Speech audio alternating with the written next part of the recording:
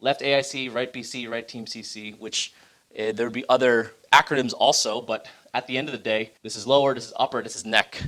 What we're looking at is this is the unilateral side of things that many individuals would kind of think of when it comes to PRI. So think of this as the bilateral side of things. This is the unilateral side of things, where there's a sort of a diagonal crossing down the chain. I have this all on one rung of the ladder because you can be Left AIC, Right BC, and Right Team CC.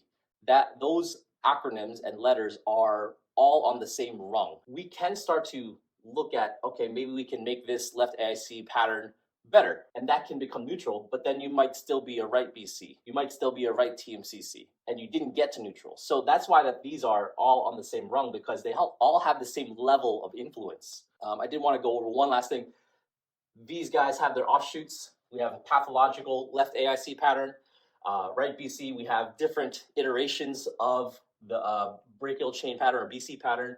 In superior T4, there's some form of multi-directional instability, basically another form of pathological pushing through or stretching.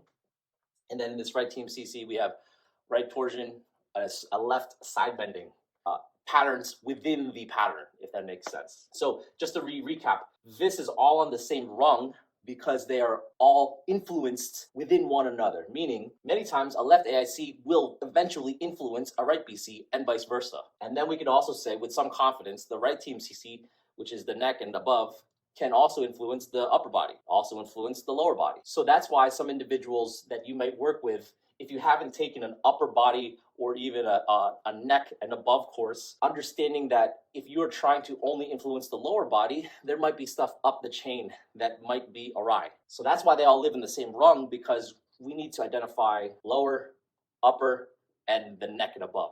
So once you hopefully identify that, improve how the individual moves, then you can go into this status of neutrality.